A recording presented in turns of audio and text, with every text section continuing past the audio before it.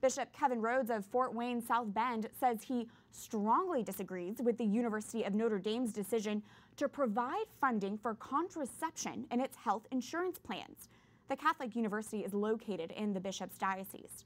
Notre Dame announced last week it would stop working with a third-party administrator to provide contraceptives and now will pay directly for a limited range of contraceptive drugs.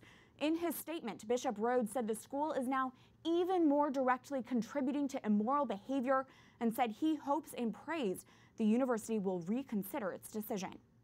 This story from Notre Dame only stresses the need to have faithful Catholic professors and universities who uphold and instruct church teaching. That happened to be a goal of the man who is the subject of our next interview and whose writings are the subject of a new book. Father Francis Canavan was a professor of political science who died in 2009. But for more than 25 years, the Jesuit priest and professor contributed to the Catholic Eye newsletter. Canavan frequently wrote about the dignity of human life, and now a complete collection of his columns have been released in a new book, Fun is Not Enough. It's a book that is receiving attention from a variety of Catholic press. First Things describes the columns as answering arguments for contraception, abortion, and euthanasia with decisive blows. I recently spoke with the editor of the book, Fun is Not Enough, who said Father Canavan's writings and teachings on life had a personal and profound impact. Dr. Dawn Eden Goldstein is an assistant professor of dogmatic theology at Holy Apostles College and Seminary and the editor of a new book, Fun is Not Enough, a complete collection of Father Francis Canavan's writings in the Catholic Eye. Dawn, welcome. Thank you so much for having me on the show, Catherine. It's so good to have you. You were previously a rock and roll historian and writer, and you say Father Canavan changed your life. Who was he, and what does he mean to you? Father Canavan, at the time that I met him, was approaching his 90th birthday. He was Professor Emeritus of Political Science at Fordham University. A friend of mine, for my confirmation and reception into the Catholic Church, gave me a copy of an earlier collection of some of Father Canavan's columns that had appeared in the Catholic Eye newsletter. And now I was a big fan of G.K. Chesterton. It was Chesterton's writings that helped to lead me from Judaism into Christianity and ultimately Catholicism. Beautiful. And when I read Father Canavan's writings, I thought this is like as if Chesterton were alive and well and living at Fordham University. I had to find this man because he wrote with such clarity against the dictatorship of relativism. I got to meet Father Canavan, and he was in person every bit as inspiring as he was in his writings. And then I started to study theology at the Dominican House of Studies with the idea that now that I was Catholic, I was going to leave the world of rock journalism and also newspaper journalism. I had been working for the New York Post and then the Daily News, and I thought I would work in campus ministry. But Father Canavan, when I shared with him a paper that I had written for my moral theology class, he told me I couldn't stop at a master's degree. I had to continue to a doctorate and teach.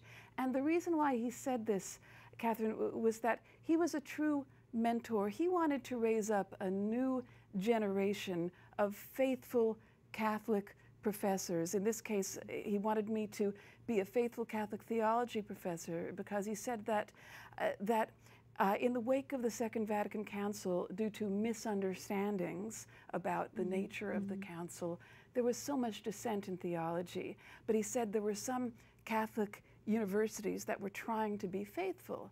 And he said faithful Catholic universities need faithful Catholic professors. And here you are today. You write he had a prophetic quality to him. What did Father Canavan see when it came to the pro-life issues and the culture of life? Well, he really saw through the relativism of this contemporary culture. The very first essay in Fun is Not Enough is called On Being Personally Opposed. And he takes the case of someone, a religious sister who was working at a state job that required her to oversee funding for abortions, and she was given the choice of remaining in her religious order or keeping her job. And she kept her job because she said that, and she left the order because she said that whereas she was personally opposed to abortion, she did not believe that abortions should be denied to people because of poverty. Which is a common argument we hear today. It is a common argument, and Father Canavan argues forcefully that to say that one is personally opposed to abortion but wouldn't deny others abortion is simply to say, I'm really okay with abortion. I don't really see anything wrong with it. He was able to see through the inconsistency in so-called pro-choice arguments. And I want to continue to walk through some of his writings. In 1990, on the hard abortion cases, he writes, "When we get to the end of the line and face the hard cases, we can disagree. But let's get there first. And in the meantime, stop talking as if rape and incest were the only reasons for abortion." What's he saying there? What he's saying is that when people bring up the so-called hard cases of the woman who's been raped, the woman who's been a victim of incest, it's a distraction from the humanity of the unborn child. If the unborn child is a human being, then to kill it is murder.